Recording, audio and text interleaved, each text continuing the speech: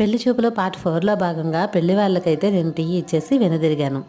అలా వెనుదిరిగి నడుస్తున్నప్పుడు తదేకంగా చూస్తున్న మా వారికి మోకాళ్ళ వరకు ఉన్న జడ, ఆ జడలో అప్పుడే విచ్చుకుని గుత్తగా అల్లిన విరజాజుల మాల, ఆ మాలలో అక్కడక్కడ కనిపిస్తూ ఉన్న కనకాంబరం పూలతో అందంగా జడకు తగ్గట్టు పూలు పెట్టుకొని నడుస్తూ ఉంటే, అది వయ్యారంగా నర్తిస్తున్నట్లుగా ఉంటే ఆయన ఎంతో ముసిముసి నవ్వులు నవ్వుతూ వాళ్ళ అమ్మ వంక చూశాడంట.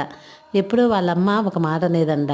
కనీసం మూర మల్లెపూలు పెట్టుకునే జడైనా లేని అమ్మాయి అయితే నాకు కోడలుగా వద్దని అప్పుడప్పుడు అంటూ ఉండేదంట. ఇద్దరు ఒకరి మొహాలు ఒకరు చూసుకుని ముసిముసి నవ్వులు నవ్వుకున్నారంట.